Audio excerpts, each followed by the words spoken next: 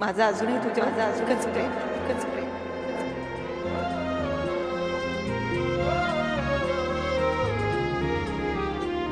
नमस्कार मंडळी, family drama आणि झी5च्या या धमाकेदार एपिसोड मध्ये तुमचं मनपूर्वक स्वागत आहे. माझ्याकडे बघत होतास ना, आपलं लग्न नाटक असलं तरी आता हे मला आवडायला लागले. चला तर मग मध्यंतरीच्या काळात महाराष्ट्रात धुमाकूळ घालणाऱ्या आपल्या फेवरेट मालिकांमध्ये काय काय घडलंय आणि जे तुम्ही मिस केलंय त्यावर एक ओझरती नजर टाकूया.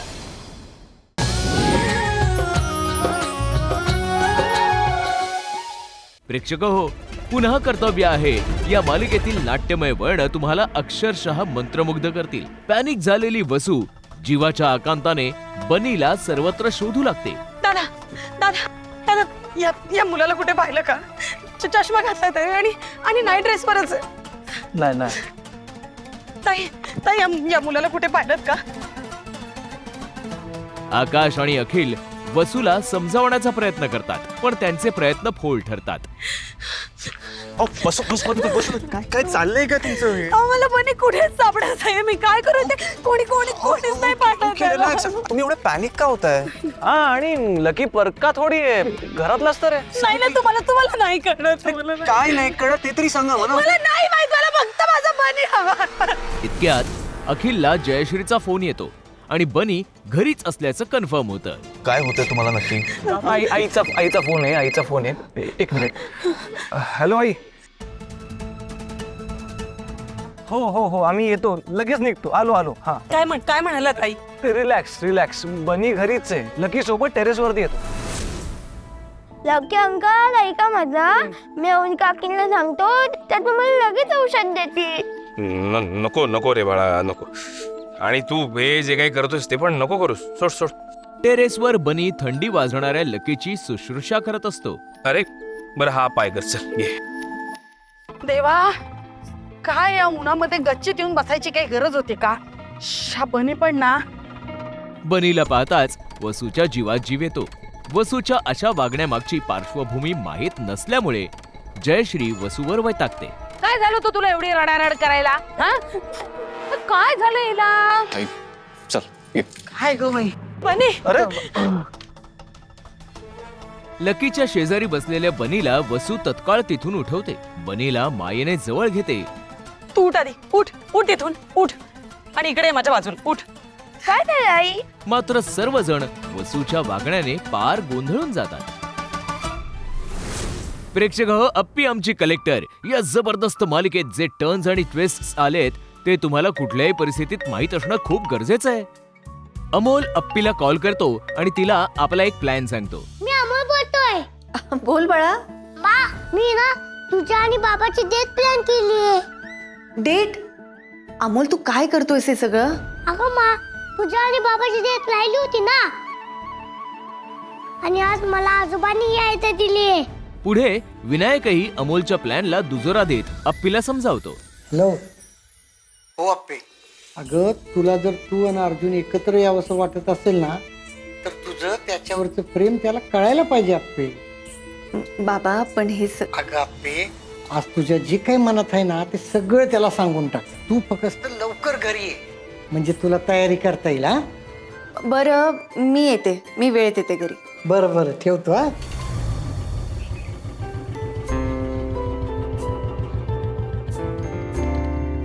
अर्जुन घरी येतो. मेणबत्त्यांच्या रोषणाईने उजळलेलं घर पाहून अर्जुन चकित होतो. काय हे सगळं? अर्जुन अमोलला हाका मारू लागतो. इतक्यात अप्पी येते. अमोल. अर्जुन, अप्पी आणि अर्जुन एकमेकांकडे पाहण्यात हरवून जातात. अप्पीचं सौंदर्य पाहून अर्जुन काही क्षणांसाठी स्वतःला विसरून जातो.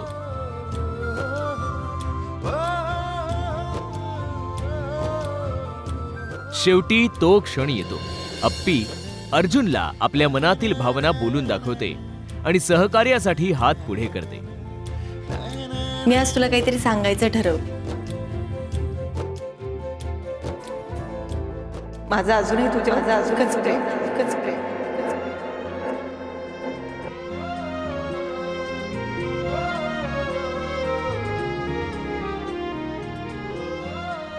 मला तू खूप आवडतोस.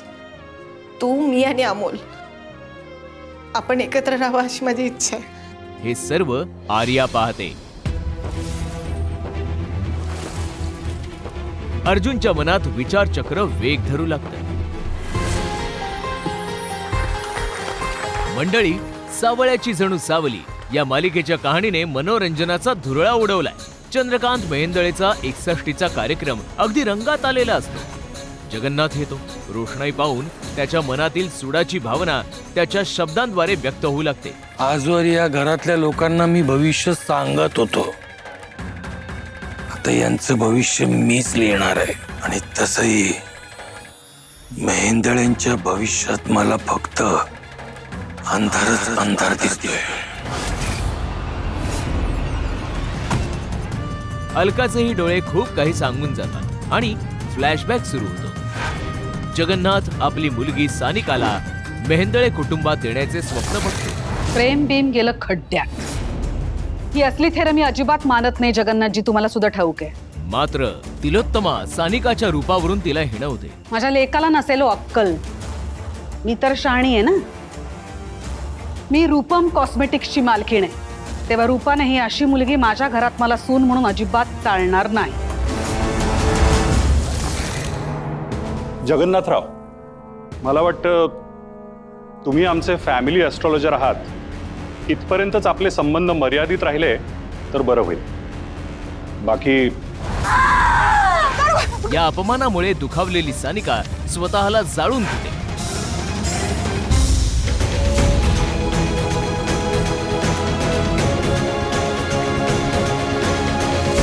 कार्यक्रमाची रेलचेल पाहून जगन्नाथ आपला प्लॅन सक्रिय करतो.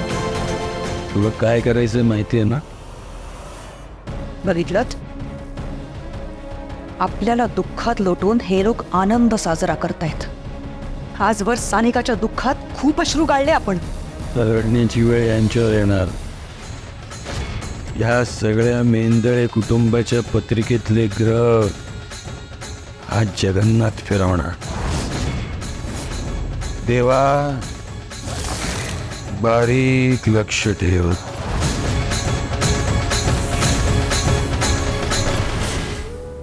प्रेक्षक हो, उभ्या महाराष्ट्राला वेड लावणाऱ्या तुमच्या आवडत्या लाखात एक आमचा दादा या मालिकेतील घटना पाहून तुमचं भरपूर मनोरंजन होईल. दिवाळीचा पहिला दिवस. अभ्यंग स्नानाच्या निमित्ताने तुळजा सूर्याला प्रेमाने 2 गोष्टी सांगते.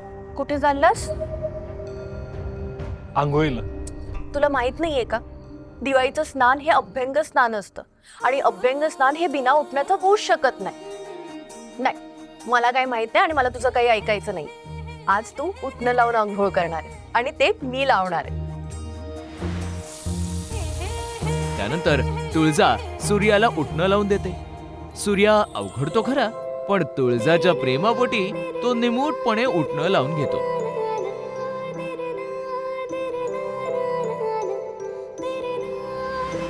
वा वा वा वा, दिवाळीचा फराळ.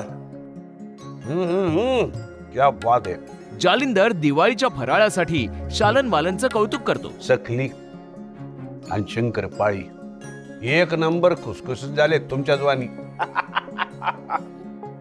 पोरगी येऊन गेल्यापासून सगळ्याच गोष्टी लय भारी करायला लागल्यात. त्यानंतर मालनच्या विनंतींना मान देऊन जालिंदर शत्रुघ्नवर फराळाचा डबा तुळजाकडे पोहोचवण्याची जबाबदारी सोपवतो. मालक, बोला की. आपल्या तुळजाच्या घरी पण फराळ दिला असता. फराळ द्यायचा आहे ना, चिरंजीव देतील की हे नेऊन. मी नाही जाणार त्याच्या घरी. चिरंजीव, आम्ही तुम्हाला विचारलं नाही, सांगितलं. आणि तुम्हाला तर माहिती आहे आम्हाला नाही म्हणलेलं अजिबात आवडत नाही. डबा घ्या, निघा. बघतो काय घेते.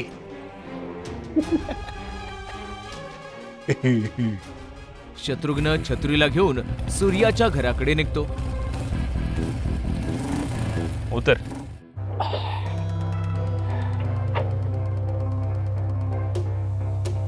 बघत काय बसला, जा त्या कुत्र्याला फराळ देऊन ये. आपण डॅडीने तुम्हाला द्यायला सांगितलंय. तुम्हाला शिकवणार का आता? सांगितलंय ते कर, पळ. छत्री फराळाचा डबा घेऊन आत येतो आणि त्याच वेळी एक गंमत घडते.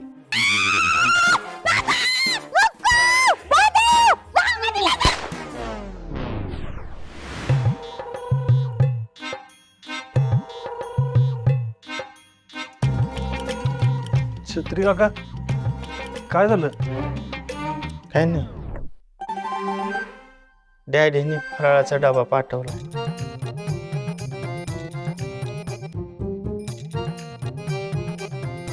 शुभ दीपावली छत्री काका. शुभ दीपावली.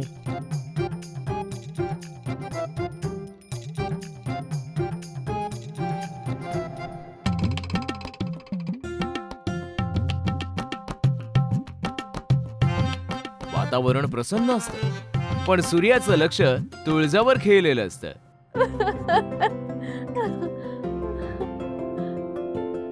काय झालं, असं का बघतोय? काय नाही. तुळजा मनातल्या मनात एक गोष्ट कबूल करते आणि तिच्या भावना स्वतःशीच बोलून दाखवते. सूर्या, असं कसं नाही? माझ्याकडे बघत होतास ना? एक सांगू तुला, मला तुझं हे माझ्याकडे असं बघणं छान वाटायला लागलंय. आपलं लग्न नाटक असलं तरी आता हे मला आवडायला लागलंय.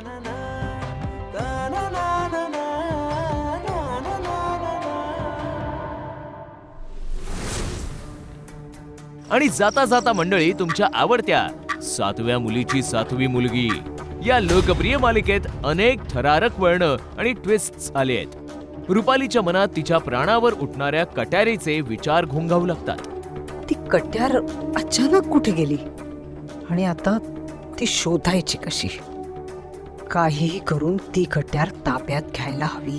माझा अंत त्याच कट्यारीने होऊ शकतो. आणि जर कट्यार नेत्राकडे असेल तर मग ती मला मारत का नाहीये? शांत का बसू नये? नेत्राचं आणि त्या त्रिनयनेचं घोडं नेमकं कुठे अडलंय? काहीतरी गडबड नक्कीच आहे. तनू, तू अभ्यासासाठी चालल्यास ना मित्राकडे?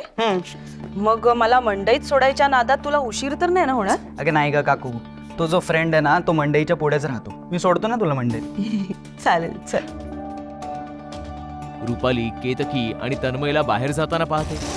अस्वस्थ झालेली रुपाली मंत्रोच्चार करत केतकीच्या प्रतिबिंबाला बोलावते. द्रिम केतकी प्रतिबिंब यक्षणाय सिद्धते.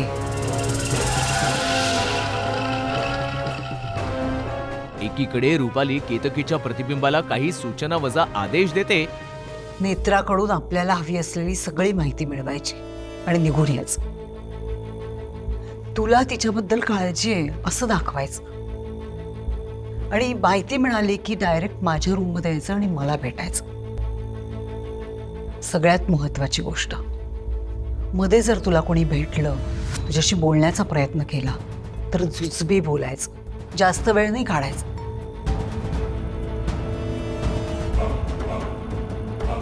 अकरा मिनिटं शिल्लक आहेत, कामाला लाग. तर दुसरीकडे खरी केतकी फोन घरातच विसरल्यामुळे पुन्हा घरात येते. तिला पाहताच रुपाली गडबडते. केतकी, रुपाली तिला बोलण्यात गुंतवून ठेवण्याचा प्रयत्न करते. अगं परत का आलीस? अगं माझा मोबाईल राहिला. पण तनूकडे आहे ना फोन. जा जाऊन ये पटकन, नाही तर तनूला उशीर होईल. अगं तो बाईक पुसतोय, म्हटलं तोपर्यंत घेऊन येते मी. आले. केतकी, अगं तू काय? माझं एक काम करतेस का? हा, तू जातेच आहेस ना बाजारात, फळं घेऊन येशील? हो आणते. ऐक ना, अगं तू आज जा मार्केटला, पण उद्यापासून मी जाईन. कारण अगं इतकी वर्ष मीच करते ना. हो वहिनी, आपण याबद्दल बोलूया. मी आता घाईत आहे, मी पटकन आले. या सगळ्यात पाताळ यंत्री रुपालीच्या मनात भीतीची पाल चुकचुकते. ही नेत्राच्या खोलीत गेली तर खूप मोठा प्रॉब्लेम होईल. प्रेक्षक हो, ही फक्त एक झलक झाली. या मालिकांचे संपूर्ण एपिसोड्स पाहण्यासाठी आताच झी5 ॲप डाउनलोड करा आणि पहा सर्व मालिका कधीही कुठेही, तेही एकदम फ्री. फक्त झी5 वर. कारण झी5 टीव्ही आहे आपला टीव्ही.